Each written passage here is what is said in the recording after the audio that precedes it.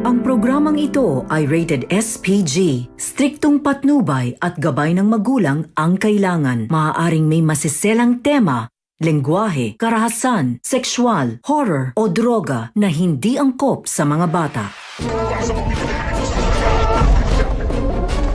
Sa kagustuhan ngang mabuo na ni Ramon ang kanyang pamilya ay kukuhanin na daw nito si Marites. Nang matawagan nga nito si Marites para sana sabihin na gusto niya itong makausap, ay malalaman nito ang ginawang pambubugbog ni Tanggol dito kay Rigor.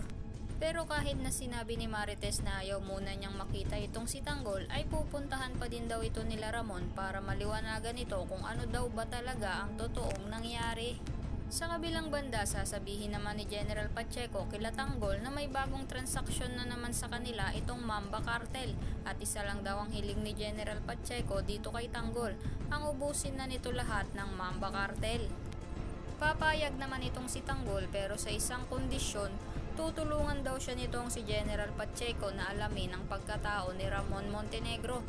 Agad namang sasabihin ni General Pacheco na wala daw problema at pag nagawa daw ni Tanggol ang hiniling nito dito ay hindi lang impormasyon ang ibibigay nito kundi sasamahan pa daw niya itong si Tanggol dito kay Ramon Montenegro. Samantala, bubugbugin na naman ni Ramon itong peking Tanggol dahil nga sa ginawa ng tunay na Tanggol dito kay Rigor. Sasabihin ni Ramon dito ano na naman daw bang katarantaduhan ang ginawa nito at binugbog nito ang tatay nitong si Rigor. Depensa naman ng peking Tanggol na ginawa niya lang daw iyon para kay Ramon, pero hindi sasapat iyon dahil mas magagalit itong si Ramon sa sinabi nito dahil bakit daw pinigilan siya nitong gawin ang gusto nito kay Rigor nung pumunta ito sa kanila kung siya mismo din naman pala ang bubugbog dito.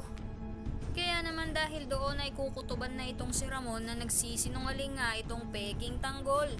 Kaya naman kung sa tingin mo na dapat nang matapos ang pagpapanggap nitong si David ay huwag mo namang kalimutang i-like ang video na ito and don't forget to subscribe. Thanks for watching. Bye-bye!